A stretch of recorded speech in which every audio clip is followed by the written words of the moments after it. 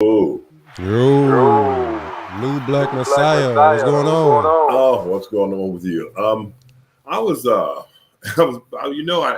thought you were going to be at sharp at 1 o'clock. So anyway, I'm here. Yeah, I said 1:30. I told the crew 1:30. I was playing the game, so I got caught up. What were you playing? I'll be playing Call of Duty and I just downloaded this one game called it's called Starfield, and you going to different galaxies. That game is nice. It looked like it's real. I don't know whoever made that game. That game is crazy. Starfield. How much does it cost? $70. Oh, okay. Yeah, but I played on PC. Oh, okay. I just got a new PC last week, and it's a different experience than the console. Way Oh, different okay. experience. Well, I built it myself too. what do you do? You going around? It's a shooter game or? The Call of Duty is a shooter game, but the Starfield game is like you just go to different galaxies and you collect, like you can collect cups, you collect, you fight stuff on different planets. You just really exploring, and it's almost like a grown person Zelda. Oh, okay. Yeah, it's real nice. I like it. Hmm. But it's not like an online game where you can play like Call of Duty and Grand Theft Auto. Oh, okay. Yeah. Well, we're talking about what, voting today or something. hmm Oh, okay. I was just listening to some people a couple of days ago. They were talking about how, especially African Americans, are disenchanted with the options. And one of the interesting things that they pointed out about many African Americans, because many African Americans are actually, many males are allegedly are going to Trump, are going to be voting for Trump. The interesting thing is that I think in the first election for Donald Trump, I think he got 6% of, I think, black males' votes, something like that. Then he got 8%. So he keeps getting more and more. And the interesting thing that I thought about all of this is how the people were saying that they're not going to vote. Many black Americans said they didn't feel that they liked any of the candidates. And so they wanted somebody to vote for. And I understand that position. The position really is we really don't have anybody to vote for. This is the problem, though. The problem I see is we got to find somebody to vote for. Because what's happening is, while we don't have anyone to vote for, um, particular parties are instituting policies that are damaging black Americans, and that's the problem. So when we don't vote, what happens is these people in certain political parties are instituting policies that are damaging to African Americans. So we got to figure out to find somebody to vote for. So I said, I don't think not voting is the answer. Because if don't vote, then guess what? You continue to get what you've been getting. Go look at the inner cities. That's what you've been getting. Not voting gives you this. So, okay, people are running amok. The political parties are just running amok. And so I said, we've got to find someone to vote for. That's important. You got to find someone to vote for. And I said, why can't we find new candidates for ourselves? Why can't we say, hey, listen, we don't like any of these people here. Let's find somebody brand new. Maybe we can say, Darnell, hey, Darnell, you want to run? Let's put you up there and give you, and you're not going to necessarily win election, but that first time. But what you could do is get your name out there. So the next time the election comes along, they'll know who Darnell is. So I was thinking that's one thing we could do. We could just find someone, and fund the person, and you would say that person's an independent. We also can vote for third parties. I mean, people always say, well, if you're going to vote for the third parties, then you're voting for Trump. If you vote third parties, then you're voting for Biden. My issue is this. you're voting for someone. You're not going to be locked into this idea that you're supposed to vote the way that Black people have been voting since what, 60 years, 70 years. I always hear this excuse of, oh, well, if you don't vote for if you don't vote for Biden, you're voting for Trump. No, don't let anybody fool you with that nonsense. Maybe we need to vote third party because, like the Green Party, Cornel West is actually, I think he wants to get the nomination for the Green Party. Well, is he going to win? Probably not. But guess what? Next year, at least you're nourishing the Green parties. So, maybe next time the Green Party is really now viable. It's a viable party that could put up someone to win. So maybe we need to start nourishing, say, hey, you know what? We don't like any of these candidates here. We're going to vote third party. We're going to go vote for the Green Party right here. That's what we want. So that's a second. That's another thing that we could do. One, we could find somebody to vote for, right? Two, we could vote for the established party, third parties already. And I think the third thing that we could also do is vote directly against the candidate who's been in office and taking Black people for granted. For instance, say Biden has been taking Black people for granted. A lot of people could say, you know what, I'm going to vote for Donald Trump. And I don't like Donald. This is their position. I don't like Donald Trump. But you, Biden, and your party has been taking advantage of Black people, mistreating Black people so badly that I want to cancel you out.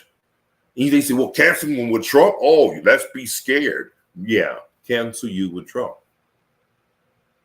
Let's find your opponent. Okay? Because your opponent is viable. And for some reason, I have never seen so many scared Negroes in my goddamn life. Listen, Latino, Hispanic is not a race of people.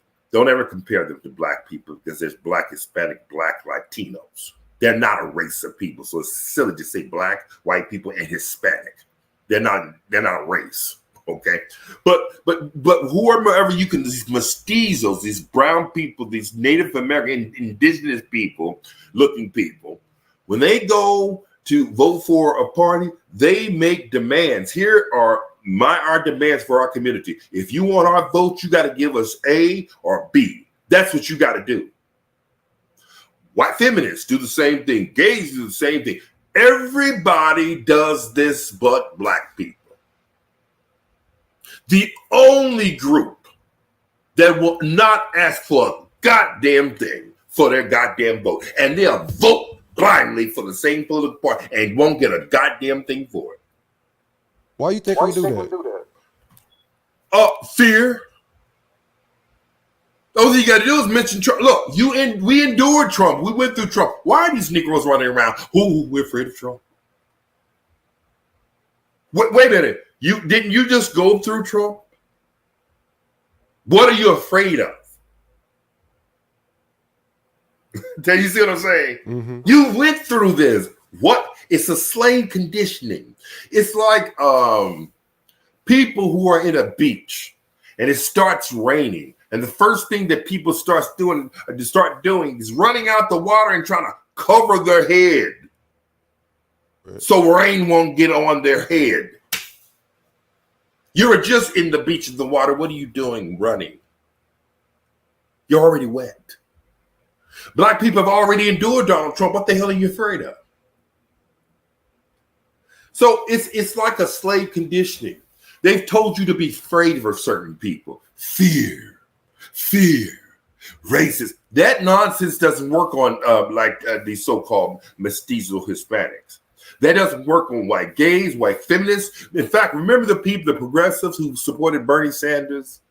What did they say? They said, if you undermine Bernie Sanders, Hillary Clinton, and your Democrats, we will not vote for you. And guess what? When they undermined Bernie Sanders, and Bernie Sanders actually undermined himself, well, guess what those people did? They didn't vote for Hillary Clinton. That's why she lost. Negroes will still vote for Hillary Clinton. Won't get a goddamn thing for it. Don't ask anything for it, like a slave. Don't ask for a goddamn thing. And if you do ask for something, like for instance, remember Black Lives Matter? They were talking about how they wanted to defund the police, which is just crazy. But there was something Black people were rattling about: defund the police. Well, guess what? Biden was talking about he was going to do something of that nature, and then says, well, that maybe not be a good idea. Guess what? Black folks still voted for Biden. So it seems that even when you try to ask for something, which you usually don't, you don't really stick to your guns. You, like a slave, you vote for massa. Stop it. That's why the Black community is in disarray. Let me tell you something. Dr. King said, now Malcolm X said, have you ever heard of the analogy that Dr. King, that Malcolm X gave about the political parties, Democrats and Republicans? He compared them to a wolf and a fox. He said that you, Black people, you're sheep. The wolf wants to eat you and the fox wants to eat you. Both want to eat you, right? Both of them want to eat you. And he says, you see the wolf in the prairie, you're like, the wolf lets you know up front, I don't like you, I'm coming to destroy you, I'm hungry, etc. So he said, you know who the wolf is. He said, but the fox, he's sneaking, getting closer and closer to you, and the fox is doing turning flips up in the air and everything. And Malcolm says, the fox fixes his mouth in such a way that you take the fox as your friend, and the fox devours you. The wolf is the Republican Party. The fox is the Democrat Party. That's the son of a bitch is going to smile in your face and destroy your people. And look at what's been happening. In 1968, there was the welfare reform. And Dr. King, I think it was that he saw it in 1968. Dr. King looked at the welfare reform and he says, do not implement this law because you're going to push the men out of their homes. What did these white Democrats do? The Republicans said they don't want to give money to anybody. And this is one of the interesting things about Republicans, and I'm not a Republican. But Republicans, they say they're so racist, but Republicans don't give a damn about poor white people either. And, if they were so racist, they'd say, okay, we're not going to give it to blacks, but we'll give it to the poor whites. A Republican doesn't want to give to anybody, period. So Democrats pushed this welfare legislation, and guess what they did? Practically pushed Black men out of the homes. That was the beginning of Black men being pushed out of the home. And that's where you start seeing the United Democrat Party. They know what they're doing. The men are pushed out of the homes. In fact, the woman can't get any type of government aid, such as welfare, food stamps, Section 8, etc., if she has a man, period. You know what? When I was a kid, they used to go into welfare would go knock on people's doors, go through their goddamn house, look under their beds, look in the car, looking for evidence of a man. I swear it's the truth.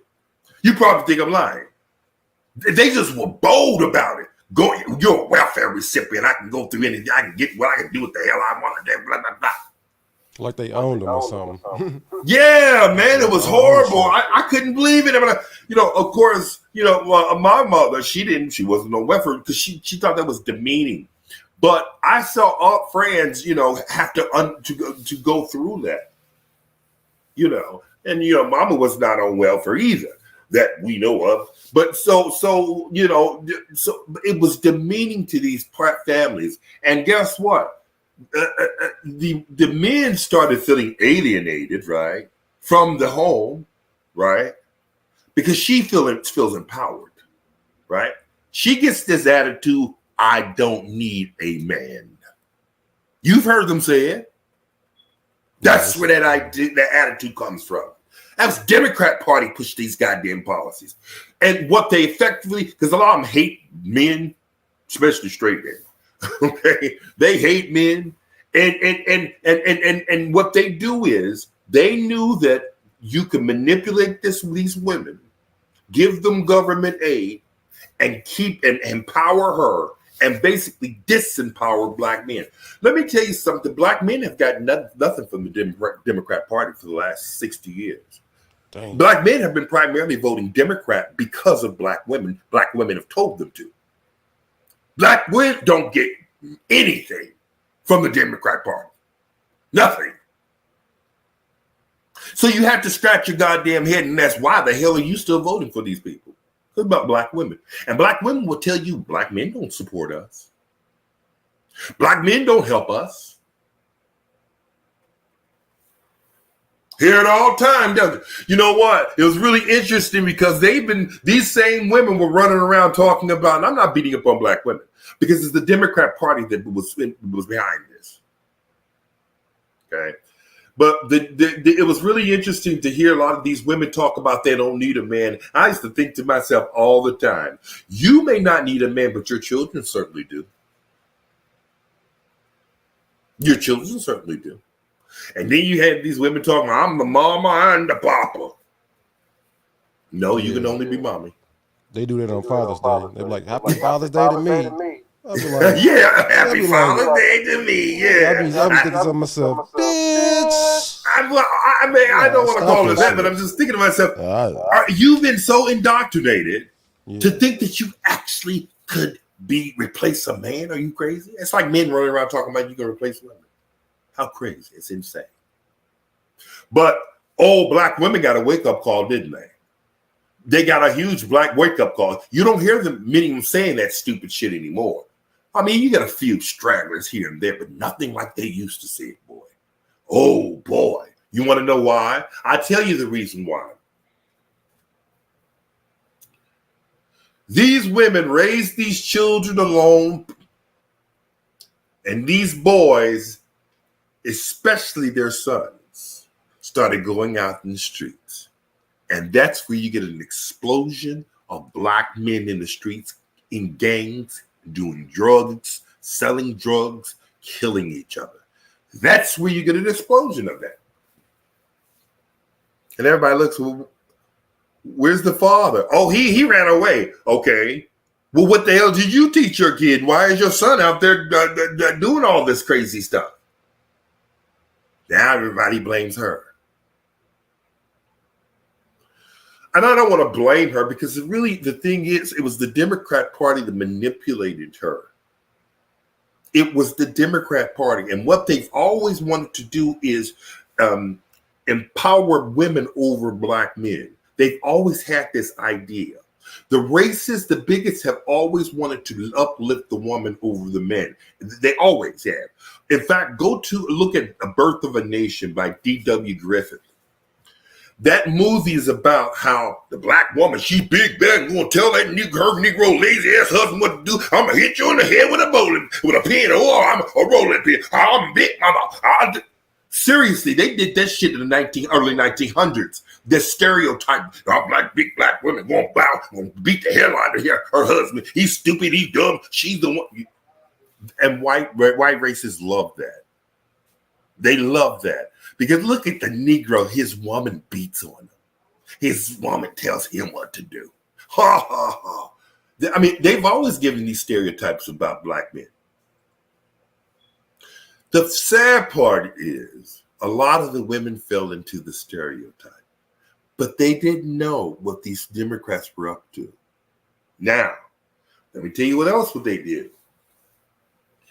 Democrats during this time also were get pressured by the unions. And the unions were upset about how these boys were coming out of high schools, right? These boys could learn carpentry and they could do HVAC and they can do barber work. They could do all these things just by going to high school. So when they left high school, they didn't have to go to college to make a living. They didn't have to get a regular 9-to-5 to make a living. They actually had skills that they could do something, go make a living. They didn't have to do anything else, right? But guess what the Democrats did? Guess what the Democrats? I'll tell you what the Democrats did. In the inner cities, Democrats removed almost every goddamn vocational program in the public schools possible. That's the primary reason you don't have them. Democrats did that. And they knew it was going to hurt black males. They knew it.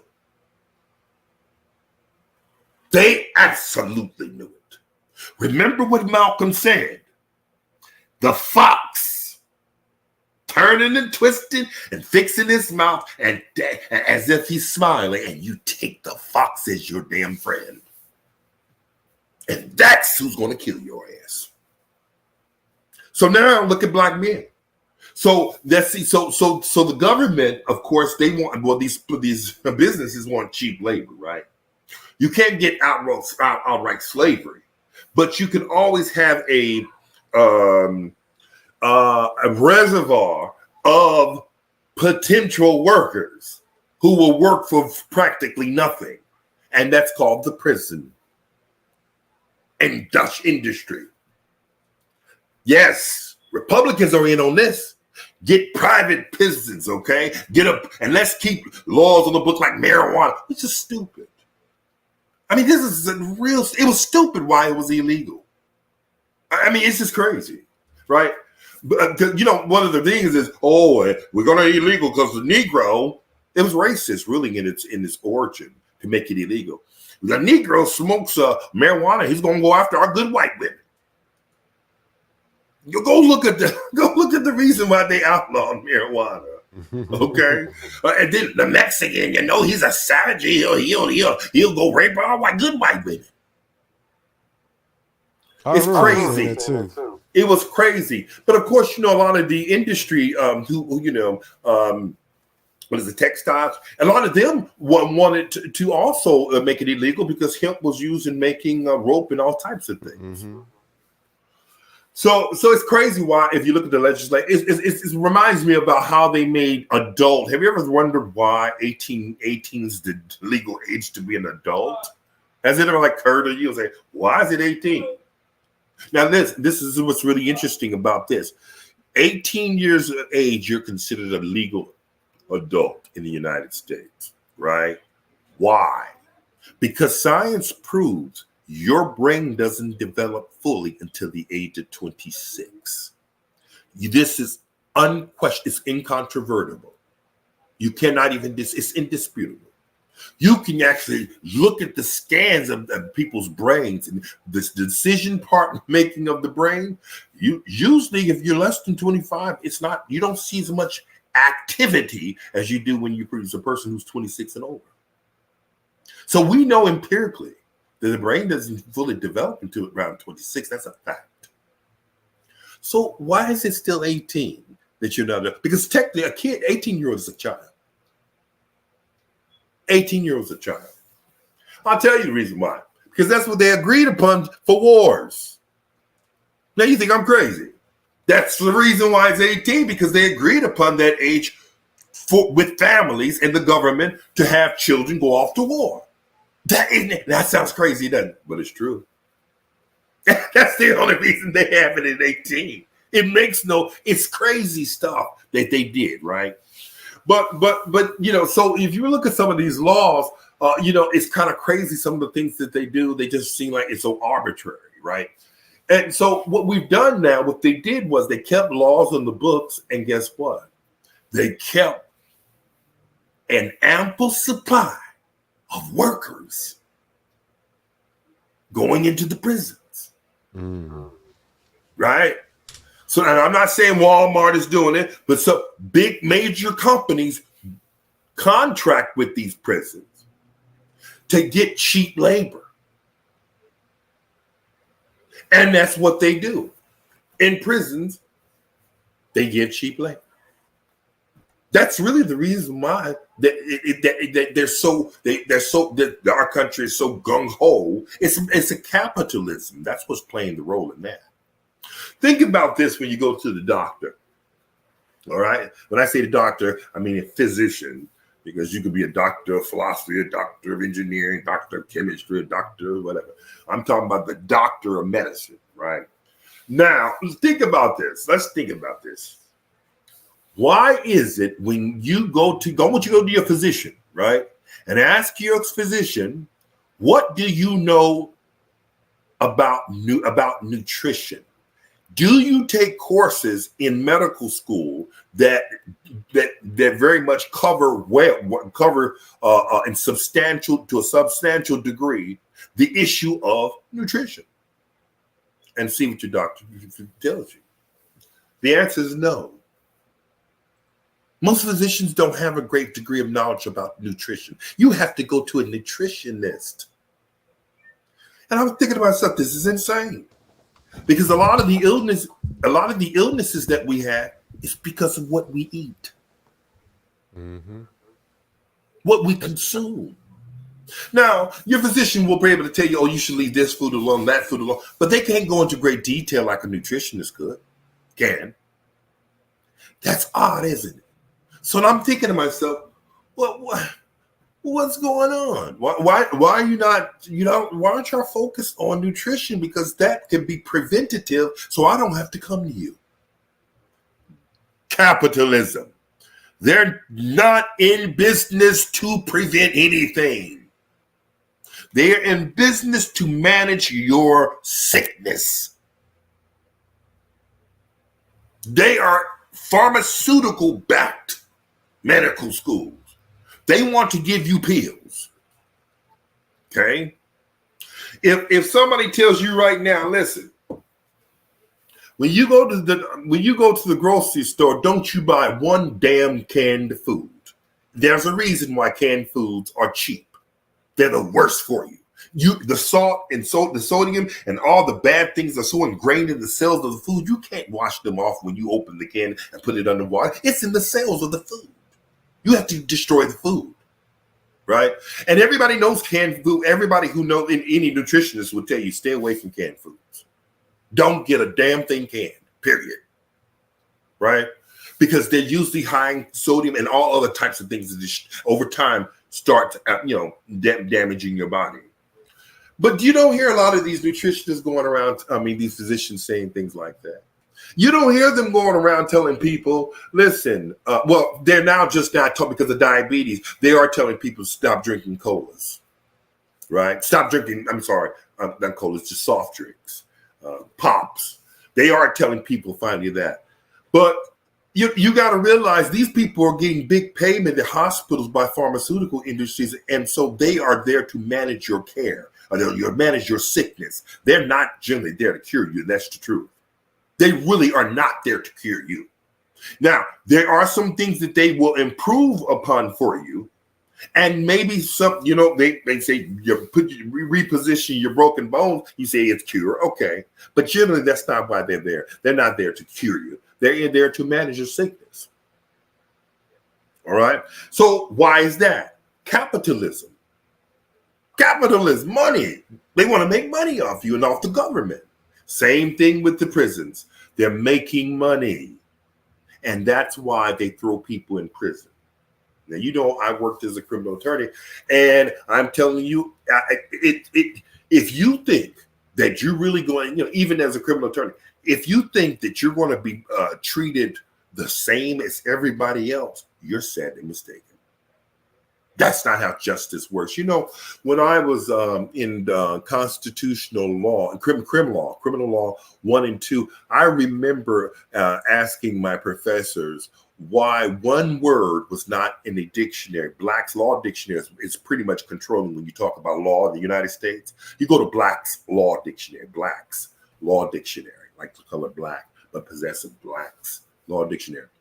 And at that time, and I don't know what edition they have now, but it was always curious. One word was never in Black's Law Dictionary. And that word was justice.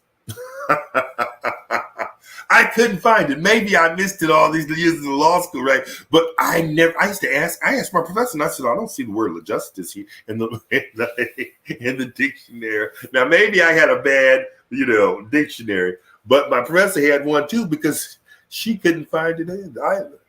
Justice. Justice is what is when you win. Okay, that's what that is. It really is. No, I just don't think that, we look at the ladies, the lady with the scales of justice, and we think, oh, we're going to go receive justice. You better be careful about that. Remember, you live in a capitalistic society. They're there to make it. And I'm not saying all the courts are. I'm saying the attorneys and police and they're there to make money. I'm not saying the judges are. And I'm not saying the judges are making money off you from the prisons or anything like that, but these prisons are making money. It's capitalism. So this has harmed African Americans. They've ushered black men in prisons. Now he's definitely away from the black family. So there's been an attack on black men, a vicious attack, a vile attack. Yet and still, black men still vote what? Democrat. And that's the very group of son of a bitches that were eating your ass alive. Notice you go to a lot of Republican cities and you don't see black men killing each other. Go to Democrat cities, usually bigger ones, and black men are killing each other. Why is that? Democrats really aren't interested in managing or preventing anything for black males. They're interested in pretending like they're going to do something and they don't. So that was the second thing they did to black males that really damaged black males. First was the welfare reform, and then the second was the when they took vocational programming out. And I'll tell you another third thing that they did to damage black men and black women was after the crack epidemic, it hit the black community. In 1994, Bill Clinton, he's something else. Bill Clinton, he's apologized now, but people were telling him, we wanted you to do something about crime. And a lot of black people supported this legislation, crazy. But the 1994 crime bill, like 3 strikes, you're out and all this, that devastated black men. Devastated black men. Now think about it. He grows up many times without a father, okay, poor. He doesn't know much about it. He's not even ready for college. He's grew very disinterested in going to high school. And I'm going to life school for what? And then also, he's not going to go to the military. What did you expect him to do? And I'm not excusing black men. I'm just saying, what do you expect them to do? Be Einstein? So black women obviously weren't even thinking about black males. They were thinking about what they could get. And that's the primary reason they voted Democrat. And Democrats rewarded them by giving them positions in the feminist movement. And here's all these positions. They'll give a black woman a position before they give a black man. Right? So black males now are saying this is nonsense. All this has been happening to black males. And we've been voting for a political party that has done a lot of damage to black males. Why are we still voting for this political party? And one of the things that the Democrat Party uses, instead of saying, well, you know what, African Americans, we're going to meet your demands, we're going to do what you want for your vote, is they use fear. The man behind the curtain, fear that man. Oh, it's a Republican. Ooh. That's what they do. Watch. Well, watch them. They're not going to tell a goddamn thing to how they're going to get reparations to African Americans. And I don't know how in the hell you can deny black people reparations. You promised black people reparations before the Civil War. You promised black people should serve that, And what did you do? You started giving out land, and guess what? What did you do? Next president, Abraham Lincoln gets killed. What is it? Andrew Johnson, I believe. Andrew Johnson, I forget which one. He becomes president. He can't stand black people. He says, I'm not giving you no goddamn thing. That agreement that the government made with you, we're canceling it. Gave all the land back to white people. Black people never got their promise. Never. And we're not talking about, slavery, that free labor that these people got. We're not talking about 250 to 300 years of slavery, free labor that they got, that enriched them. We're just talking about, hello, you made an agreement that you're going to give land if we joined you in Civil War, and we did. Hell, where's our stuff? What year was that? That was after the Civil War. Tia, Tia said I had an echo there. She done dropped off. After the Civil War, damn. And we ain't asked for nothing. I mean, I guess people been asking. What he said Martin Luther King was he asked in the 60s, right? Well, yeah, and that's the interesting thing. Whenever you see somebody talk about the "I have a dream" speech, they're going to focus, and that's something else. Remember, the Democrat Party's like a fox.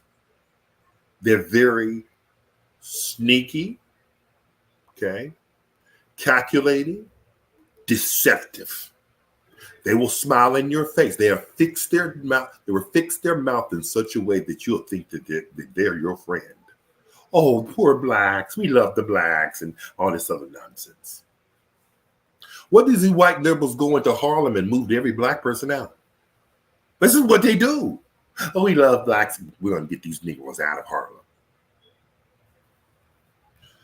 It was it General Sherman was his name, I guess? I think he had a special field order number 15. President Lincoln approved this, that they were going to give every black person 40 acres. Now, I don't know about the mule. Maybe there was a mule. I don't know about the mule. Okay. So they agreed to say that, African Americans would get 40 acres. Yeah, they made the agreement. Abraham Lincoln approved it. Sherman was expediting it. And guess what? Abraham Lincoln got killed. My booth. And then the next president came in and said what? I'm not giving you a goddamn thing. That's what happened. And that was in the 1860s. Somewhere around 64, 65, somewhere around there. They sure did. So when black people say that they're owed that, black people are owed that. Do you see any political party trying to do that? Give black people what was promised? No. And we're not talking about the 250 years or 300 years of slavery. Free labor. Enrich them. And we're not talking about when these white people came over to America, a good many of them were freely given hundreds of millions of acres of land for free. For free. Poor whites newly coming to the United States, given land for free. That's what Dr. King's talking about. He's saying, he's not talking about the 40 acres. He's saying, listen, do us the same way you did these white people who just got to this country. We built this country. Give us what you gave them.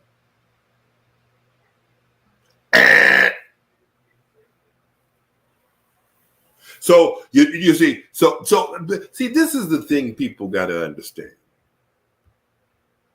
You've got to request something of these people. If they don't meet your demands, don't vote for them. Period. End of story. And I think there's 3 things you can vote, where there many people are saying, well, we're just not going to vote. I don't think that's the right strategy. You should vote. Find somebody to vote. Vote for your neighbor. I don't give a damn who you vote for. Okay? Then, or vote for a third party. Find a candidate to vote for who's not viable now, but could be. Right?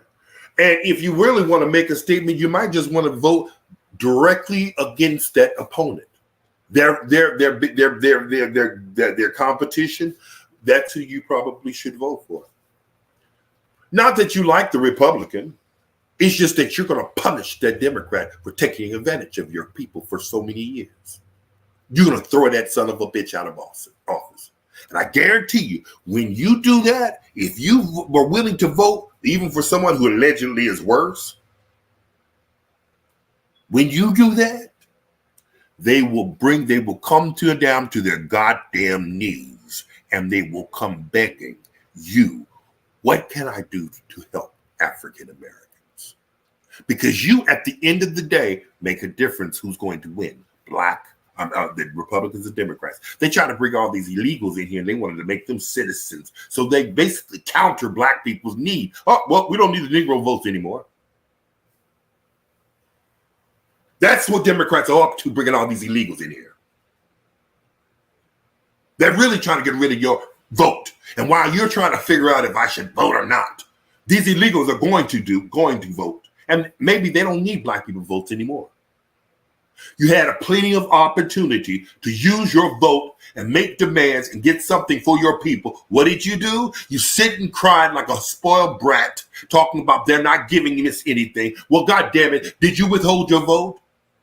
Did you vote for somebody? Did you vote for their competition? Did you make them lose their goddamn seat? You didn't do a goddamn thing but sit and cry. Oh, well, they're not giving me anybody to vote for. Go find somebody to vote for.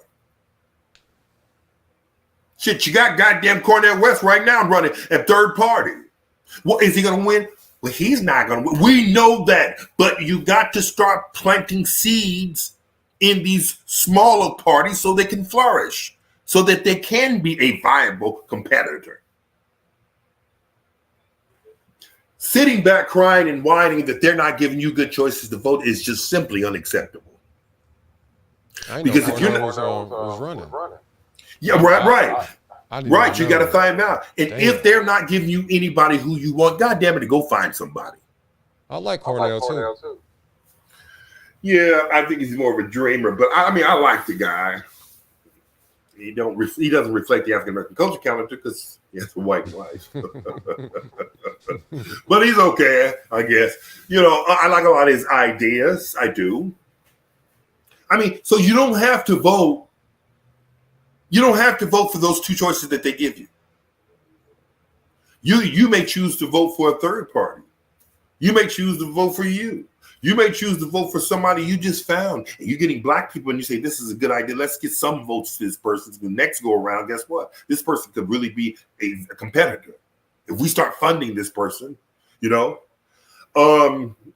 That's why I think it's absolutely crucial that black people must have like a black political union. Basically, an action committee. Basically, what we do is we get together and we look for people who to counter, who we look for alternatives. Did you hear about? Did I talk to you? Did I talk to you about that idea? I thought was wonderful. I don't know why I'm so late hearing about it, but was it ranked choice voting? Did you hear about that? Mm-mm. Ranked choice. There's something. Let me see. It's ranked choice voting. It's a really interesting concept. What they're doing in ranked choice voting is this. You get to choose, right? When you go to vote, you get to choose your preferences. Here, I would like this person to be a number one. This person to be, if I can't get this person, then I would like this second person. If I can't get this second, I get a third, you know, and so on. Okay, so now you and whoever gets 50, what I think is you got to get 50% plus one of the vote, you win. It may be your second choice. They got 50% plus one of the vote, right? Yeah, I see. So, and what they do is, as I understand it, they take the candidates who are, if your first choice doesn't win, right? And say your first choice gets the least amount of votes, then what they do is they remove your first choice because your first choice got the least amount of votes. And then they give those votes to your second preference. Then once you calculate all of that, everybody calculate everybody's second choice, see if anybody gets 50% plus one. And if their second choice, when you count that, there's somebody who got 50% plus one, then that's the person who wins. But if that person doesn't get those second place people, there's no 50% plus one, then you go drop down to the third person. Remember, that second place person, now their votes generally are going to the third person. Basically, what they're trying to do is this. If you are a lesser known candidate and you don't have all the money in the world like Cornel West, and you don't have all the commercials and all these PACs and all that, you can still be on the ballot. And people can still vote for you as one of their choices. Now it enables people who are lesser known, like who don't have the money, to actually compete with the bigger political parties. Yeah, what do you think about that? I think I'm gonna vote for Cornel or Trump. Trump. I think I'm gonna vote 2024 though. Black males are voting for Trump. A lot of them vote for Trump, and I'll tell you the reason why. One, Trump got a lot of black men out of prison. Yeah, he got Kodak. He got Kodak Blackout. Right. He got a lot of black men out of prison because he knew. He says, "Listen, I'm a capitalist, and I know why they're putting you in prison. They're looking for reasons to put you in prison. That's why they're always hounding you. They're looking for reasons to put you in prison. Capitalism. They want an ample supply of cheap labor. Okay, it's not about law and order. They say it is, but it's primarily for capitalism. And two, Donald Trump is being treated like black men have been treated. Look at all these charged, 91 indictments. Are you kidding me? You could have done that a long time ago. Why didn't you do it a long time ago? I don't believe that if he weren't running for president, that you would even indict him for anything. I think you did that because you want to see, you don't want him to compete. So a lot of black males said, he's been treated like an N-word like us. That's what a lot of them are saying. Now, of course, he's not being treated exactly like black males, but a lot of black males identify with this, what they feel to be trumped up. Imagine that, trumped up charges. And they said, look, they did me like this. I didn't even do anything. And look what the government did to me. And they're doing it to even a rich white boy now. White man, black males say white boy. But look, they're doing him the same way. So a lot of them can identify with it. They can identify. Third, Democrat Party hasn't done a goddamn thing for black males. They've actually hurt black men. And they did that intentionally. From welfare reform to taking vocational programs out of public schools to the 1994 crime bill that Bill Clinton signed, all of that were harming black men. And Bill Clinton apologized. He says, I apologize. We should have thought about that. We didn't realize how it would hurt the black community. He knew what it would do. He knew exactly what he was doing. He's the fox, smile in your face and devour you. So, and then you have black males who they feel this is the way to get black male votes. This is what these stupid Democrats don't understand. How do you get black men to vote for you? You used to go through black women. Once you get black women, then of course you'll have black men vote for you. Because black women say, oh, look, I watched this, I paid attention to this and this debate, blah, blah, blah, blah, blah, blah, blah, blah, blah, blah. Listen, you need to vote Democrat, and a lot of black males are not even paying attention to what's going on. So they trust, my woman said, I'm gonna vote Democrat because she told me to. She's smart and she knows. And I'm not saying she's wrong. I'm just saying a lot of black males don't pay attention to what's going on. And they trust black men and the women. And that's why Democrats have had so much black male support. And another reason is fear. No, don't be very afraid of the man behind the curtain. Ooh. So it's fear. So black males are saying they're paying attention a little bit more. And they're not afraid. They've gone through hell. Black men have said, I've met the devil. What the hell are your politicians going to do to make me afraid? That's how black males feel. What the hell I'm going to be afraid of? So this is how you get black males to vote for you. It's really simple. And this is something Republicans, they're so damn dumb. They could have been using this to destroy the Democrat Party. Only thing they needed to do was talk to black males about economics, money. Talk to black males about creating businesses. Go there and say, hey, man, we need to help you with this. We need to help you with that. Maybe your community will be improved if you're a business, and we empower you. Let's go through. We're going to teach you. Here's a program we're going to implement so that you know how to establish a business. And if you get a loan and blah, blah, blah. Talk to black men about business and how to do things independently, where he doesn't need to go ask other people for a job. And I guarantee you black men rings a bell with black males, money. And the second thing that rings a bell is reform, criminal reform. You need to reform the criminal justice institution. And once you do that, that's another thing that black males, because they're concerned about police brutality and oppression and locking people up, trumped up charges and all this nonsense, unreasonable sentences and stuff. Talk about that with black males. You know, so those are some top things you talk to black males about, and if you can deliver in changing some of those things and helping, black men are going to vote for you. A lot of them would vote for you.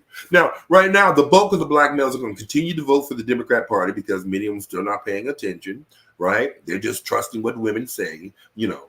But those who are paying attention, a lot of them like Donald Trump. And say, you know what? I can identify with him, which you really can't. He's a billionaire. But they treated him somewhat like they treat black males, and they're saying he's a money man. And, you know, people are saying Donald Trump is racist. Black men don't really give a damn about that. Go talk to black women about that. They'll be emotional about that issue, but black men don't really give a damn about it if you're racist. They really don't. They just want to make some money. You think they give a damn that you're racist? Do you think the average black male drug dealer gives a damn if a white boy comes up there, a white male comes up there and hates black people and he wants some crack? Do you think he's not going to sell him crack? I'm not saying black males only sell crack. I'm just saying black men don't give a damn about those other issues. Give me my money. That's what they care about. Mm-hmm. You know. So when they say, "Oh, Donald's racist," that doesn't ring a bell with black males. Black men don't give a damn. Why should they care? They don't. And why do they care? I mean, think about your house. Think about all the people who built your house, your apartment, your condo, what have you. Do you think all of those people like black people? I bet you they didn't. There's some who didn't. But that's not going to prevent you from living in that house or that place. So is it? No. So quit talking about these people racist because black males don't give a damn. You're not going to get black men who are paying attention. They're not going to be moved by that. Look what happened to Stacey Abrams here. Black males still voted for her, I think, but I don't think they was it the same numbers? I forget. But a lot of black males today are voting for her because I think that she would have had a stronger black male because I think the black males who voted did vote for her, but I don't think as many black males came out to vote. Like in Atlanta? Yeah, in Georgia. She was running for governor here in Georgia, not just Atlanta. I mean, Atlanta, of course, is a city of Georgia, but the whole state, Georgia governor. So she, I think she could have won had she focused more on black males and black males issues. She didn't. But anyway, that's that. And I think that we should vote. I think you should vote. I think all of us should vote. Find somebody to vote for. I think a lot of black males are going to vote for Trump. A lot of them are probably going to vote for, they're going to vote for the Democrat Party too. So anyway, that's all I wanted to talk to you about. Yeah. Is there anything? I'm voting next year. Well, and we got to get more black males out there to vote. That's when they take us seriously. A lot of people and don't find it acceptable when people say there's nobody to vote for. We know that. Find somebody. That's your job. Find somebody who you think is worth voting for. Find another party. Vote for yourself. Just be accounted for. That's how I feel about that. Because then when they find like, oh my gosh, when other people look at those numbers and say, oh, okay, we know how many black males voted and they didn't vote for the Democrat Party, they voted for themselves or third party or something like that. Then people say, well, now it's a sizable amount of people that I can go after because I know they will vote. You got to demonstrate that you will vote. And a lot of people will say, you know what, maybe we need to go after that demographic and help them. Look how many votes we potentially could get. But, Joe Biden's in free fall. He really is. I don't even know why he's running. And I don't even know what he's going to do. Does the Democrat Party intend to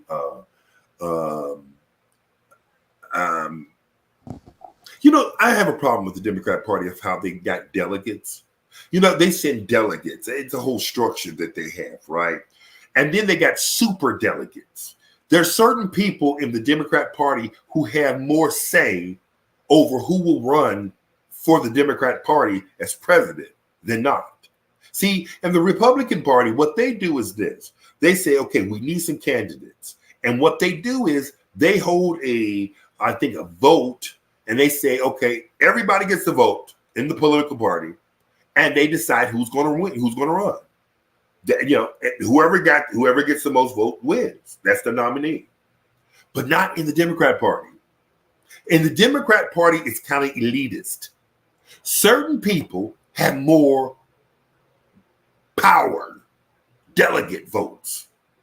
Barack Obama, how many does he have? I don't know. Let's say he has about 20 or 30. The average Democrat in the Democrat Party has one vote. But certain Democrats have more power. They might give Barack Obama 30 points to our delegates for his vote, right? So they're determining who's going to get the most votes. But guess what? Certain people in their political party they have more power, more votes. They count more than the regular Democrat. Isn't that crazy? That's crazy. Certain people in their political party got more say, more of a vote. And guess what? I understand, and I don't know if it's true, but I understand the Democrats, even if the Democrats come together and they vote for somebody to be a nominee, the super delegates can say, we don't care what you think. That person's not going to be the nominee, is who we choose. I think that's how they set up the Democrat Party. They're not set up like everybody gets to vote and whoever, gets the most votes wins to be a nominee to run. No, that's not how they are. They're very elitist. Democrats are and they always talk about the Republicans are always worried about money and they're very elitist. Actually, Democrats are very elitist. You go there, you don't really count. You got one little measly vote. Big people got more votes because they're big people. I don't understand that party. Very elitist, very, very elitist groups of people. So maybe black people need to go somewhere else. I'm thinking about, I don't know why black people haven't come up with, the Congressional Black Caucus is nothing but a goddamn proxy for the Democrat Party. You got to look who funds these politicians. That's how you'll know their agenda. That's why they always ask the politician, who are your donors? Where do you get your money from? Once you find out who they get their money from, it's usually corporations. That's why they're pro-business. Dang. Yeah, they're getting big money from corporations. So their policies are not to help black people. It's to help corporations. So, yeah, that's one of the things you always should look for. And I say, here's a red flag.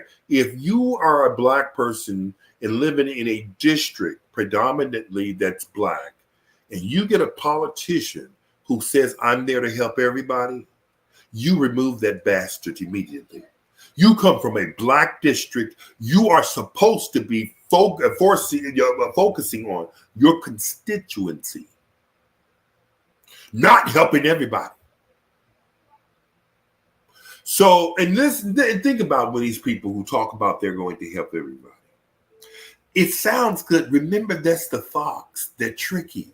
The fox smiles in your face, says things you like to hear, but there's a trick to it of deceit. Think about it. Black people, you use your energy to help everybody, right? And then say you got the white feminist or group, they're there to help only themselves. Now, if you're helping everybody and they're only helping themselves, who is going to be disadvantaged? Black people are.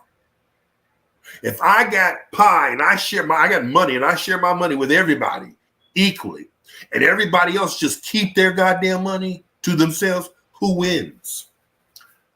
They win. I don't. So when a person comes and tells you, I'm here to help everybody, and they come from a predominantly black neighborhood, tell them to kiss your black ass. You dirty son of a bitch. You are saying what these white liberals want you to say, and you're going to sit there and you're going to use black people's, get black people's vote, not primarily to help black people, but to help everybody. Like old Negro slave. I was here to help everybody. Lord have mercy, a lottie. I can't stand these Negro with a handkerchief around their goddamn head. I can't stand them. I really can't. And I'm pretty sure one day you'll probably play this to a larger audience. I don't care. It's the truth. I can't stand them. I'll say it. I can't stand them. What they do is get money from Democrat donors. Big time money. Okay? And they use black people's issues to be catapulted into the Congress and all these other places, and they don't really do shit for black people. I'm here to help everybody. Why would you go do that? They're helping themselves, and a Negro is going around talking about I'm helping everybody. You're stupid as hell. That's why you're behind. When you hear any of the politics, a red flag, helping everybody. Red flag. Their donors are places like, I don't know, the police association. Police association. The police is in business to lock people up. Capitalism. Why would you take money from them? You're okay? You watch who they get paid by. You look at the pharmaceutical industry. Why would you take their money? Oh, because they're not interested in curing anybody. They're interested in selling drugs via the hospitals, okay? The doctors, right? So you need to find out who these people's donors are. Once you find out who these donors are, then you know what their goddamn agenda is about. Regardless of what they say out of their mouth, you know, because whoever pays them, controls them, okay? So the problem is with the Democrat and Republican parties, they usually have the same donors. Many times they have the same goddamn donors.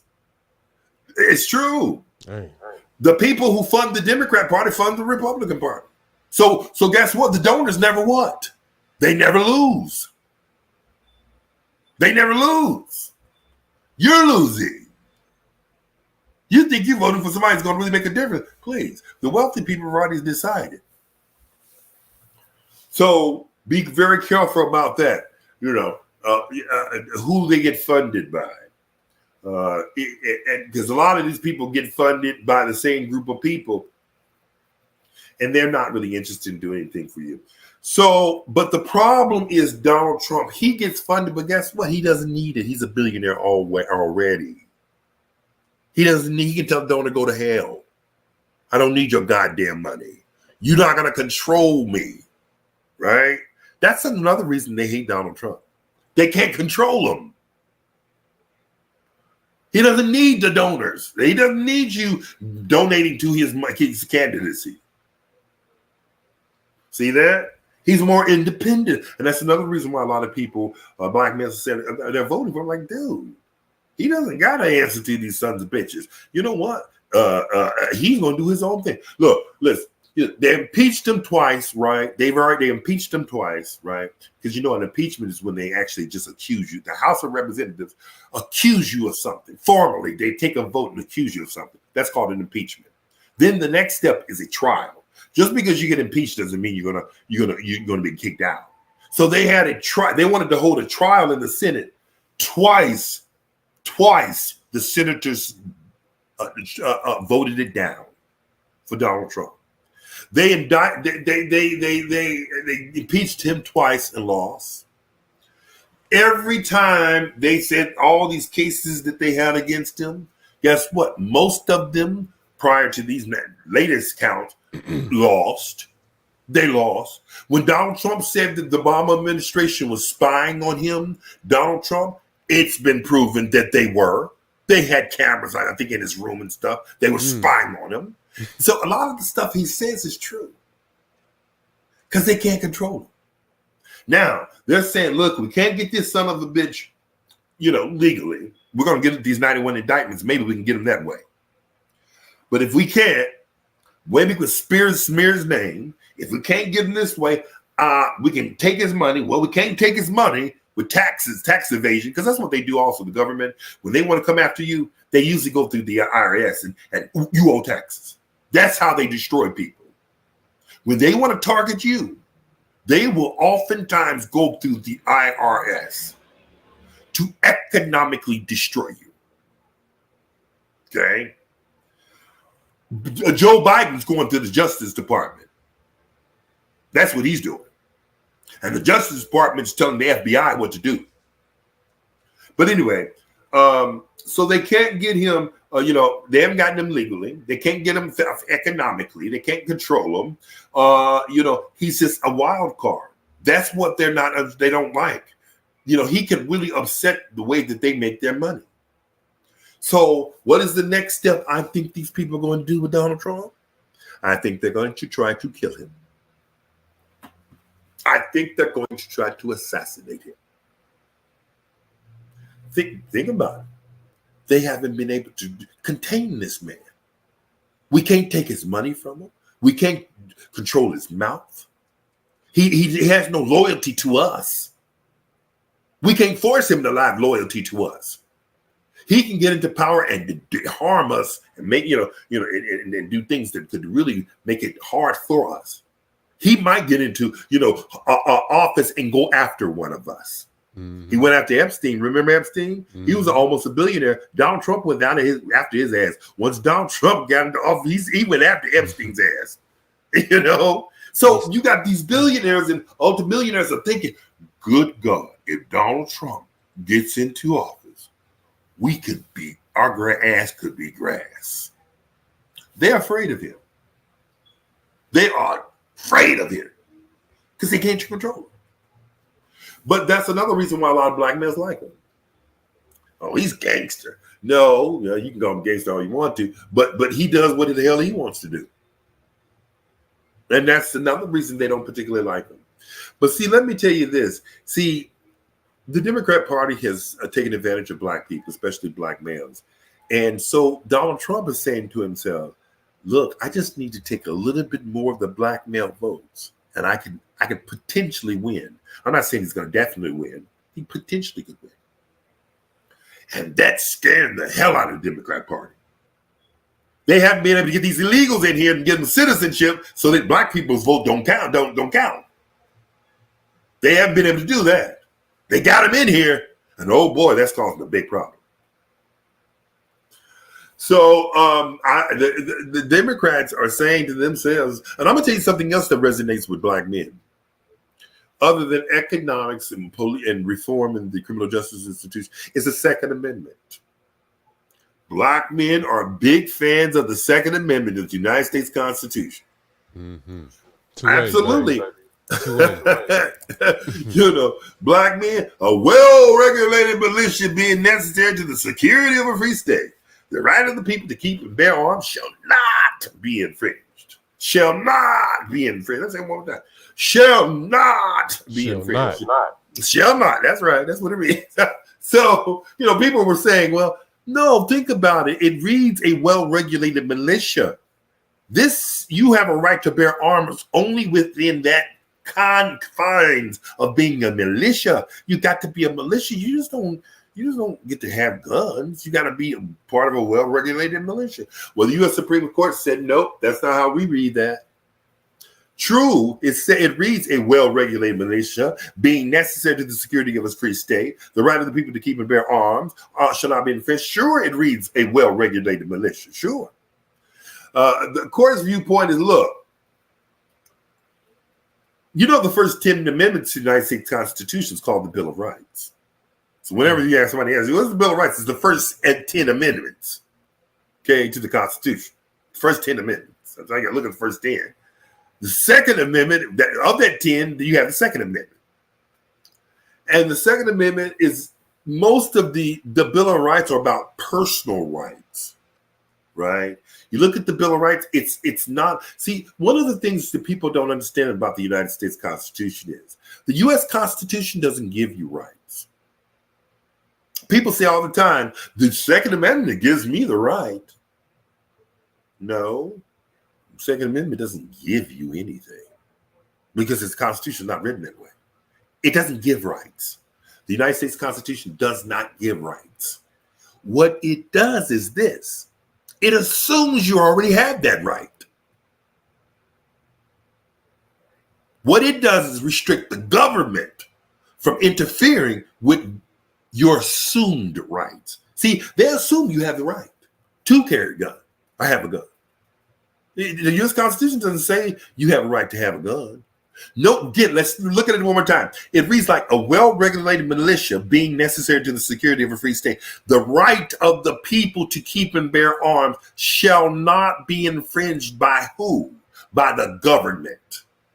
So with this Second Amendment, this is how the U.S. Supreme Court has been reading it. They said, no, The Bill of Rights are personal protections. They don't give rights. They recognize people already have these rights. See, it doesn't give rights. It recognizes that you already have these rights. And what it does is restrict the government from interfering with your rights. See that? See, the U.S. Constitution doesn't give you rights. What it does is it restricts the government from interfering with your assumed rights. So when you read it again, now it makes sense. Well, that's at least the U.S. Supreme Court reads it this way. A well-regulated militia being necessary to the security of a free state, the right of the people to keep and bear arms. See, they're saying it's already saying that they recognize people have a right. The Second Amendment isn't giving them the right. It's recognizing they already have the right of the people to keep and bear arms. And it shall not be infringed. By who? It shall not be infringed. By who? The government. So that's how U.S. Supreme Court reads it this way. That's how, when they look at it, they interpret that Second Amendment that way. Saying, look, no, and you know what's interesting? Let me tell you what's really interesting. What's interesting about the Second Amendment is this. Nobody had this discussion during its time. Nobody's discussing if you can have a goddamn rifle or not. Everybody just assumed you did have one. And if somebody comes and invade the state of Maine, they are, I don't know, New Jersey or whatever 13 colonies. Guess Virginia, somebody invades, they were called up as a militia, and people had their guns already in their homes, and they go up and be part of a militia to fight off, the invader. That's how that worked. Because it was assumed people already had rifles, right? So, and that's how they were. But see, a lot of liberals are saying, no. A well-regulated militia, you only have a right to bear arms if you're part of a militia. You know who the militia is now, don't you? Mm-hmm. That protects the states. The not the Coast Guard. What's that organization? That's on the tip of my tongue. The Army Reserve? That protects the states. I on the tip of my tongue too. I'm like, that's crazy. I can't even think of what did they call? Well, anyway, you know what I'm talking about. It's not the Coast Guards. National Guard. No, I just said something like that. Yeah, it's on the tip of my tongue. Hell, I can't get it out. But anyway, so they protect. See, the states have their own. What is it? National Guard, Army. Homeland Security. Well, the Homeland Security. That's the department, of course, of the United States. The National Guard, I believe it's called. I think it's the National Guard. Yeah. That's what I'm thinking about. I don't know why I couldn't think about that. The National Guard. Now, the National Guard, I think that's what it is. If you play this and I'm wrong, oh well, to hell with it. But anyway, so you see, the National Guards, they're there primarily for the states.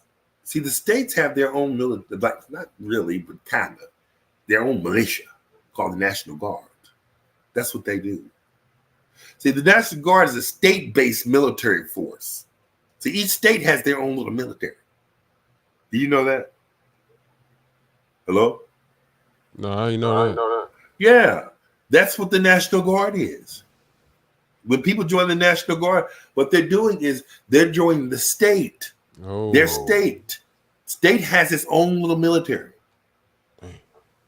Okay? That's called the National Guard. I mean, they'll call the National Guard in for a lot of stuff, not just, because of some, there's there's a protest that gets out of control. That's their military. The local police can't handle it. They'll call in the National Guard. And the National Guard are just basically citizens who basically serve like as if they were serving in the regular military. The interesting thing is about the National Guard, and see, it's the governor that controls the National Guard, primarily. The governor controls the National Guard primarily. But here's a caveat. Ultimately, the National Guard is controlled by the United States government, president. Okay? So the states have their own militia, right? But whenever the president wants to, whenever the president wants to call up the National Guards of each state, he can do so. He can do so. And you got to think about it. The president has what? The Navy. He has the Army. He has the U.S. Marine Corps. He has the Coast Guards. Am I missing one? Air Force. He has all these various departments under him. Okay. It's like 7 branches of military in the United States, believe it or not. Because you got the Army, you got the Marine Corps, you got the Navy, you got the Air Force, you got Space Force, and you got the Coast Guard. Is that 7? I don't know. But anyway, so suppose the president says, listen, we need help also in the individual states' National Guard. And he can call them the National Guard too, of the states. So you got a standing army, military, but the president of the United States can also call up the National Guards. The National Guards are primarily for the states, but the president can call them up to serve on the federal level too. That's nothing the governor can do to stop it. So yeah, that's how that works. And a lot of people don't understand the Second Amendment. The Bill of Rights, which is the first 10 amendments to the United States Constitution. A lot of people don't understand that it doesn't give rights. So I hear people always talking about, oh, the Second Amendment gives me the right. It doesn't give you a damn right to do anything. See, it doesn't give rights. The German Constitution gives rights. You have a right to bear arms. No, we don't have a constitution written that way. Our Constitution is restrictive, and it restricts the government. See, our Constitution is about restricting the government. It's not so much about giving you rights. It isn't at all. It's about restricting the government. So whenever the government wants you to stop doing something, guess what? The Constitution puts safeguards on the government. Tell them, well, if you're going to try to impose upon that citizen government, you better have a damn good reason to do so. See, the burden's placed on the government to show good cause why they're trying to do something to the citizen. You don't got to show the reason why you should be able to do it. The government has to show reason why you should not be able to do it. You see that? The burden's on the government, not you.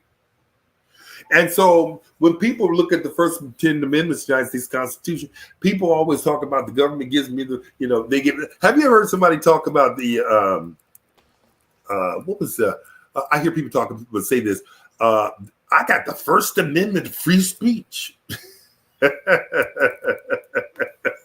You hear people say that all the time. The First Amendment gives me the right to free speech.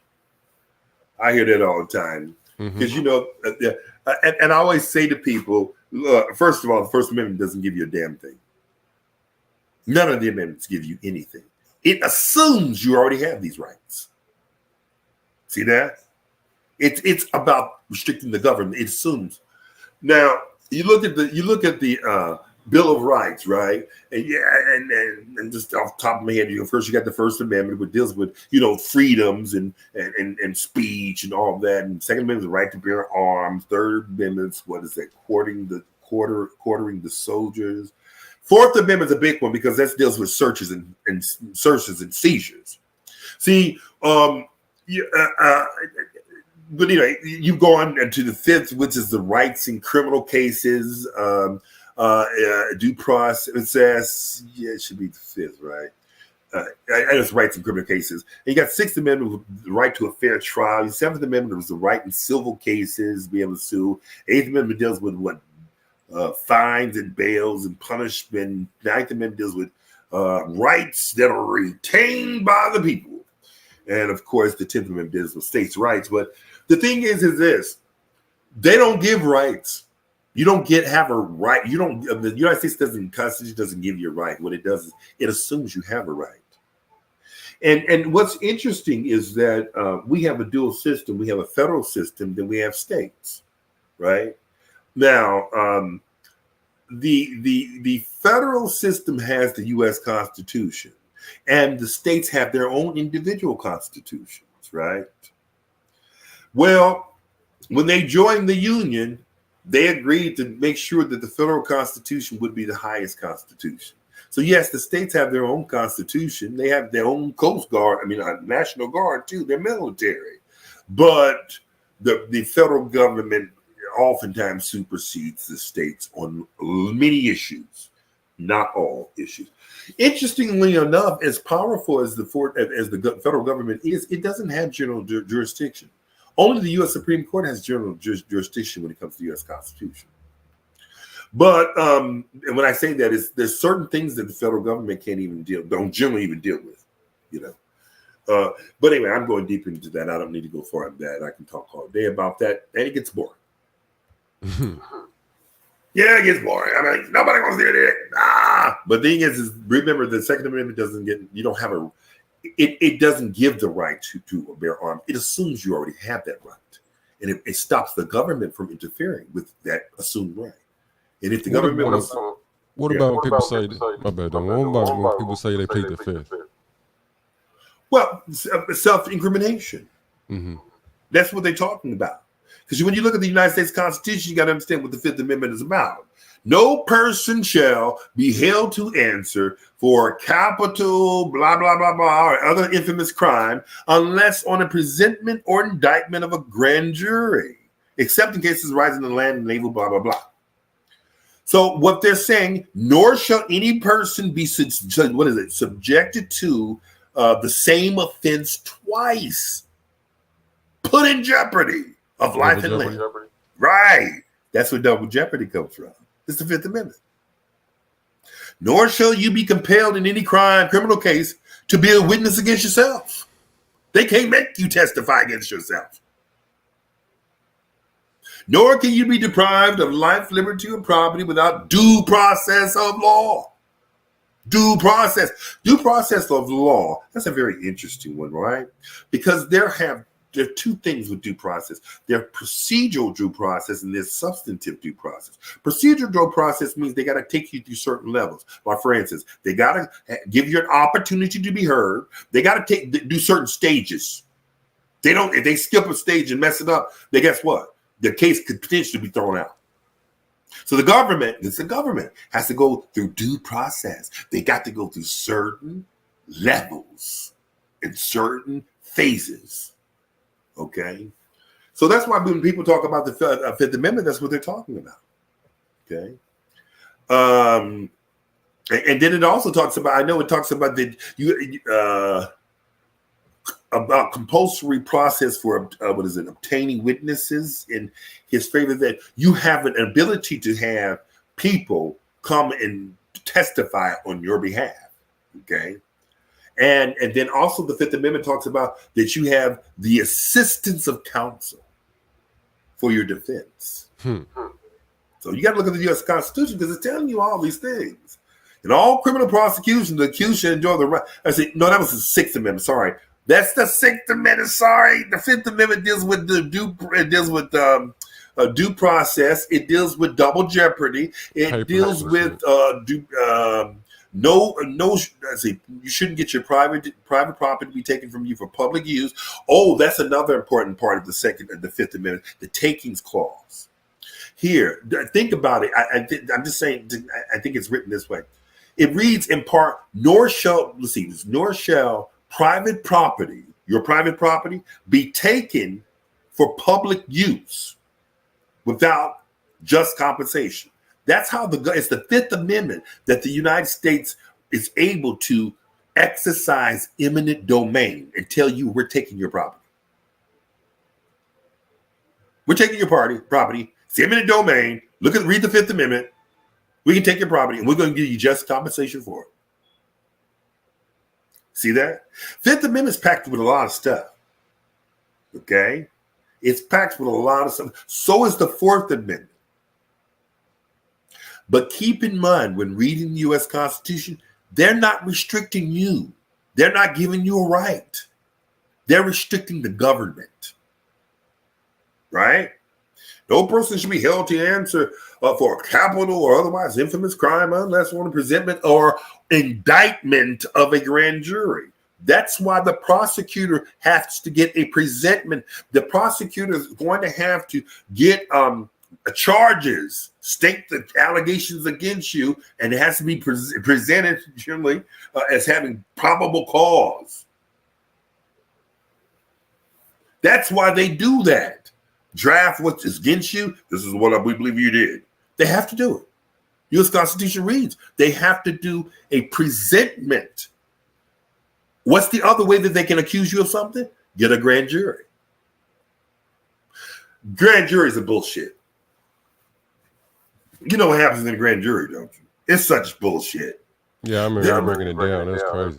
The grand juries are such bullshit. People start looking about grand jury. You've been indicted by the grand jury. Ooh. It's basically somebody don't want to take. The prosecutor goes in there and tells 12 people all of the things that they got against you. And you don't ever get to be heard. You don't have a right to be there. You have no right to tell your side of the story. The prosecutor's just telling these other people, all these people, what they think you did. And here's the evidence. Hey, Jasmine, I don't know nothing about the gun laws in Georgia, but I know here in Indiana, you can carry if you don't have no gun permit. But a lot of people still have a lifetime gun permit to carry, but you can't have a felony. If you got a felon, if you're a felon, you can't carry. It might be the same way in Georgia. If you're a felon, you probably can't carry. But well, you know, I don't practice in Georgia. You know, I left the city of Indiana. I don't practice Jasmine, in Georgia. she wrote down, she said, can we get into laws of guns cause they pass in hands-free law in Georgia? They'll allow right, I'll look at it. Oh, okay. I think Jasmine has a very, very interesting point because I need to go look into that. They even changed the laws. I just want you to understand the federal Constitution. Once you understand that, see, the states can't go outside the U.S. federal Constitution. They got to abide by the Constitution. Now, I don't know of the federal law, and I don't know the state laws of Georgia. I probably should get my license here, but I'm going to try to do something else. I'm trying to get this calendar up and start a revolution. Hopefully, I don't even know if I'm going to start a revolution, but that's what I want to do. Something way bigger than being an attorney. Everybody thinks I'm crazy when they say, "Look, why are you not practicing law anymore?" Dude, I'm trying to start something way much bigger than a goddamn attorney. Okay, we trying to do something much bigger than that. Small shit. Yeah, that's small fries. We trying to make it. We trying to have a revolution around here. I want to understand the laws surrounding guns. Oh, okay, Jasmine. How are you, Jasmine? Yeah, I think, you know what? I can go look those up for you, and next time we can talk about that. Yeah, it's easy to look up. You just look at the Georgia code, and they'll tell you about it. Georgia is very pro-gun. They are? Republican states are pro-gun. Democrat states are not. States that are primarily blue, Democrats won't run. They don't want you having guns. Or at least they want to regulate your having a gun. And notice everywhere you highly regulate people having guns, there's high crime. Look at Chicago. Look at their gun laws are so restrictive. Look at the goddamn crime rate. Off the chain. Off the chain. Off the chain. Now, I'm not saying you won't have high crime rates in states that have loose gun laws. It just seems like every time you try to restrict people, you're only restricting law-abiding citizens. You're never restricting the criminals. The criminals. It's so stupid. Because you're only restricting the criminals. But when you look at the United States Constitution, and especially the Second Amendment, okay, a well-regulated militia being necessary to the security of the free state, the right of the people to keep and bear arms should not be infringed. It's like the U.S. Constitution is recognizing you have an inherent right to bear arms, and that right shall not be infringed by the government. And if you are going to infringe it, you better give a damn good reason. That's how the U.S. Supreme Court reads that. And I think it looks like that reading seems to me to be plausible. I mean, I can understand the liberals on the other side saying, no, it's just for a well-regulated militia.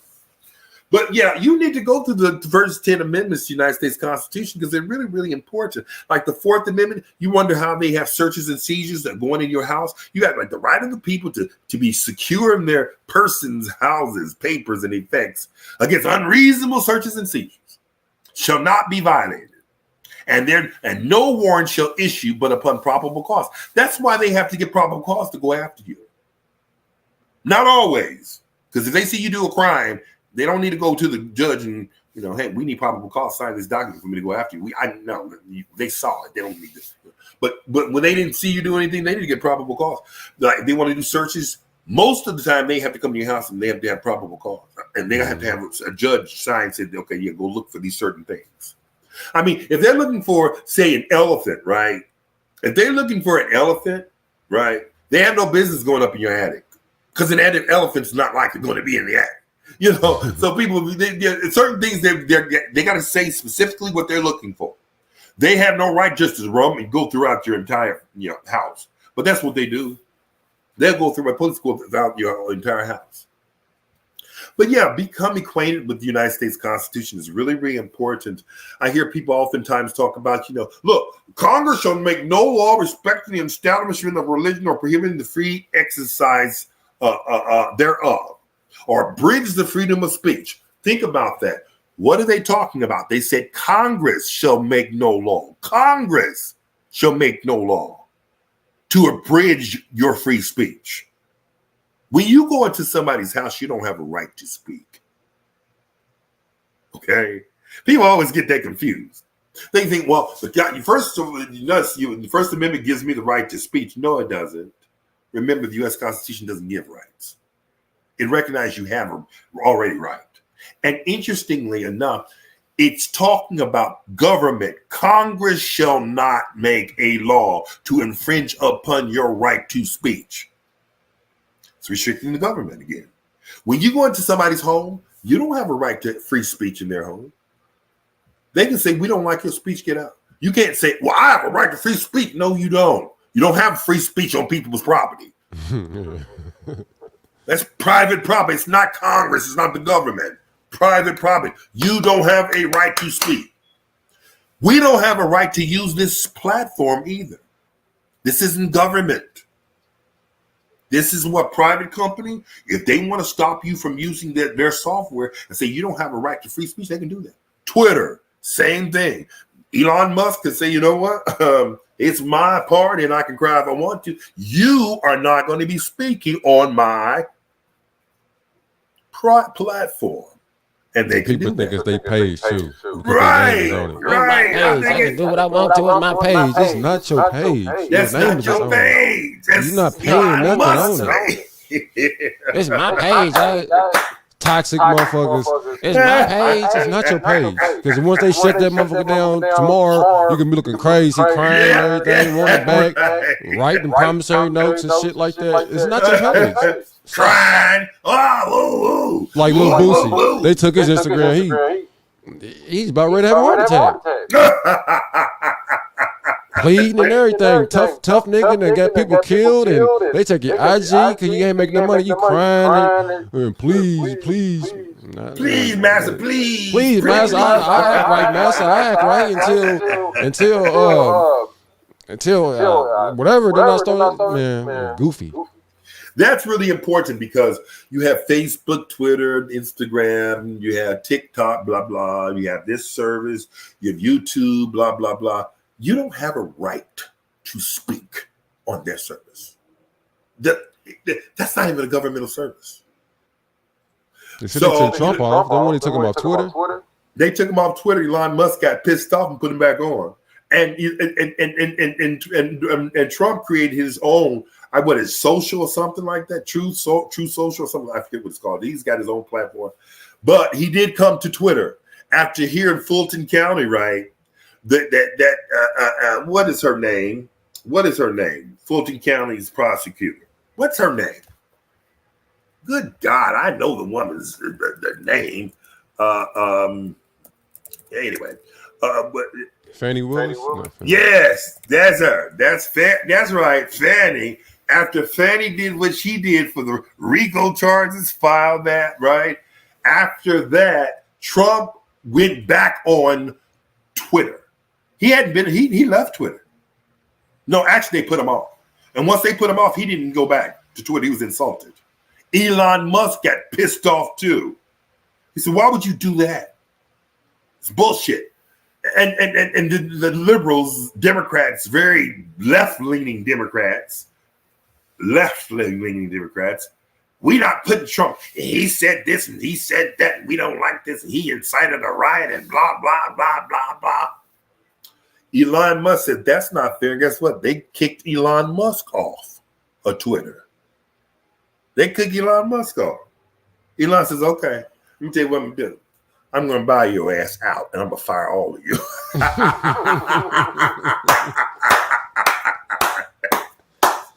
That's what he did. Dang, he bought Twitter. Now it's known as X. You chatting on X? Isn't it called X? Isn't that what he said the Twitter is now? Yeah, X. Yes, X. That's what he called it. But he lost a power move right there. Yeah, well, he lost a lot of money too, behind that. But he doesn't really care because he's like $350 billion. I mean, he's got money to burn. He got money to burn, Have you noticed that Elon Musk is living in one of those tiny houses, boxable houses? He sold all his property, right? He sold all his lavish mansions. He sold all of it. Dang. And he's living in a small little box of a house. That sounds like something I'd do. Me too. It sounds like that's why I like, dude, that's some shit I'd do. I live in a box because I'm cool with living in only a few rooms. I don't need a whole big mansion and all that. No. But it was really cool that he did that. He sold all his property with the pools and all that, and he lives in a goddamn boxable. What they do? Yeah, probably more. That's what he said. It was more homey. He said because he just turns around, he's in his kitchen, and he goes to the little street sexy, and you go take a shower. He doesn't have these long halls and all these bedrooms and nobody's using, and half his house is empty, and you got all these servants. And he said, no, I don't even need servants because I can cook my food. I can do everything, and I'm quiet, peaceful, and he loves it. I was thinking about getting one of those because they're like $10,000. I think it was in Arizona somewhere. I think Arizona, Nevada, somewhere. They're creating boxables. Actually, the Elon Musk is involved in that. They're creating these houses for like $10,000. Mm. Yeah, but of course, it costs a lot when you have to transport them to various places. That's where you're going to get a lot of, and then you got to put them together. So that's probably about $15,000, or maybe $20,000. But $30,000 is not bad. Think about it. You got a little space to all what you need and everything. And it's scientific and energy efficient. Get the energy from the sun and all that old crazy stuff. So, that's what he's doing right now. But he got pissed off when Twitter kicked Donald Trump off.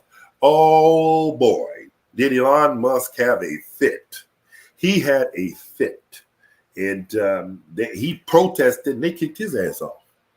And he said, okay, I'll tell you what, I'm going to buy all of you and I'm firing all of your asses. And that's what he did. He said he's not making as much money and he's thinking about selling it. He did that as a power move, just like you said. It wasn't really about that he wanted Twitter. He just wanted to make a point that I'll beat your little ass. You better watch who you talking to because I'll take your livelihood away from you. Watch your goddamn mouth. That's what that was about. And he's like, I'll lose billions of dollars. I got plenty of billions of dollars to play with. I can burn billions of dollars. That was play money for him. Well, that's play money. I'm just messing with you because I'm teaching you a lesson. Watch your goddamn mouth. He's from he was born in South Africa. He was born in South Africa, but his family always had money. So he didn't come from a poor person. He's never been poor. The man is a genius. He's exceptionally intelligent. Yeah, Very like Einstein type. Yeah, he's just like super intelligent. Yeah, he really is quite intelligent. And then, of course, I think they moved to Canada. His family left South Africa, moved to Canada, and became the United States. But he's originally was born, I believe, in South Africa. I believe he was born in South Africa. I could be wrong. But he's not that old. He's only about, how old is Elon Musk? About 50? 52? Yeah, you say 53? I started guessing 53. Well, he was born in 1971, so he's a year older than me. Yeah. Yeah, he's a year older than me. He's 52. And yeah, he was born in South Africa. And he's worth, what is it now? $269 billion. It used to be 300, I thought.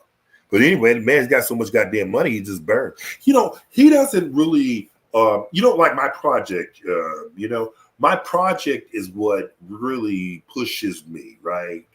It's a cause that pushes me, not the money. And I hope I never change, and I don't think I ever will change, because it's the cause that's most important to me. And notice that's what Elon Musk is about. He's about a cause. Now, I'm not really comparing myself to him because he's way smarter than me. But he has bottom line is a cause. He's got a cause. Yes. Energy efficient. He wants to be energy efficient. He wants to get you ultimately get cars that are energy efficient where you can get off of gas. You know, you can use the electricity, use renewable energy. I mean, this man has so many things he's going. He wants to be able to go to space and, you know, dominate, there. And he wants to you to be able to have a house, $10,000 for a damn little boxable. It's small, but it's got everything you want. You know, so he's always like he has a cause. He's driven by a cause of some sort, right? You know, Elon Musk was talking about, people are always talking about there are too many people on this planet. And Elon Musk said, what are you talking about? There's too many people on the planet. There are not enough people on the planet. So you know, because you'll hear people always talk about there are too many people on the planet. And he says, no. Yeah, it's too. There are not enough for people on this planet. Yeah, I don't hear him say that. Too many people here. What is 7.8 billion people in 2000? Almost 8 billion people. And Elon Musk said, no, that's nothing. And he's thinking, look, we need more people on this planet, and what we need to do is have renewable energy, and so people can live life and make it easier on them in a lot of ways. And of course, he wants to make money in the process, but I think he's driven primarily about some type of cause. But anyway, what else are we talking about, Darnell? That's it. Voting. That's it. That's all. We've been on here for 141. We can end it. Oh. Well, let me just say this about the United States Constitution. I want to say something about the 10th Amendment. It's really interesting. The 10th Amendment reads, the powers not delegated to the United States by the Constitution, it's not prohibited by the states, are reserved to the states respectively. When you hear a lot of right-wingers, these conservatives talk about state rights, the states got rights, state rights, the federal government doesn't need to be in our business, it's state rights. They're talking about the 10th Amendment. So whenever they talk about state rights, they're talking about the 10th Amendment. They're saying we get to choose individually for ourselves. Now, where did this recently happen? With the U.S. Supreme Court and the abortion case. The latest abortion case. The Supreme Court did not say you can't have abortions. That's not what the Supreme Court said. The Supreme Court said that the states can decide generally the abortion issue. There are some things, of course, the United States Supreme Court will, in fact, restrict the government on. But basically, the Supreme Court came out and said that states get to decide these matters. And that was the latest demonstration of state rights, isn't it? Right? That's the latest demonstration of state rights. U.S. Supreme Court said federal government is none of your damn business. That's not what you've been sent here to do, is decide issues of abortion. We're going to bring up, huh? I heard something like that. It's like started in New York City about the abortion and something like that. What do you mean? They had like some law in New York saying that you couldn't get an abortion. They was trying to pass, I think, a while ago when they first started talking about abortions and laws in certain states. Right. See, each state has their own rules. And they was big on New York about it because New York was making a big fuss about something. And they was big. They was talking about it. I'm like, oh, dang, for real? Right. So the United States Constitution, the U.S. Supreme Court merely said, you got the federal government, you got the state government. the U.S. Supreme Court said abortion, for the most part, is not the federal government's business. It goes back to the states. The states decide what they want to do, for the most part. Okay. See, I remember the decision was written by what was it? Samuel. I think it was Justice Samuel Alito wrote that case, and basically they overturned Roe v. Wade. Roe v. Wade says the federal government recognizes your right to privacy, and of that right to privacy means also the right to have an abortion. Okay, the federal government, the Supreme Court overturned it, 5-4 decision. Sure did. Justice Thomas agreed with it. Gorsuch agreed with it. Kavanaugh agreed with it. Was it Amy? Amy agreed with it, and Alito agreed with it. You had 5 justices supported, 4 justices were opposed it. Breyer, Sotomayor, Kagan. Who's that one? I'm missing one. You got Breyer. You got Sotomayor, Kagan. I'm missing somebody. Anyway, so you only have 4 justices who were against it. Okay. Wait a minute, it's 3, 4. I'm missing another. Where's the other goddamn justice? I'm trying to figure. But anyway, they basically overturned Roe v. Wade, it was handed down in 1973. They're not saying you can't have an abortion. They're saying it's not the federal government's business. So now, guess what happens? It triggers the 10th Amendment. Now the states get to decide the issue for the most part. Now there's certain things they can, like for instance, suppose the state says, well, even if a mother's health is in safety or in danger, she still has to have a baby. No, the federal government will probably step in and say, you can't tell people to do that. But for the most part, abortion is back to the states. The states get this decided. And now, people were pretty pissed, weren't they? They were pretty pissed when that decision came down. I just wanted to give you a demonstration of how where certain things trigger the 10th Amendment goes back to the states. Dang. Yeah. They're not telling you can't have an abortion. I don't even think they can tell you can't have an abortion. Right. See, they don't. That's not how the U.S. Supreme Court operates. They usually just kick it back to the state and say the states can decide, within reason, that issue themselves. And that's what pissed everybody off. Because you can get an abortion in say New York, but in Georgia, oh no, it's much more difficult to get an abortion here in Georgia, right? So that's what they're saying. They're letting the states decide that matter. Anyway, I'm going to get off of here. I think we covered a lot of material. Mm-hmm, we did. I'm in there, and I got to ask you a question off of here. Yeah. I'm in there right now. All right, right on. Appreciate it. Okay. All right. Take care. Bye.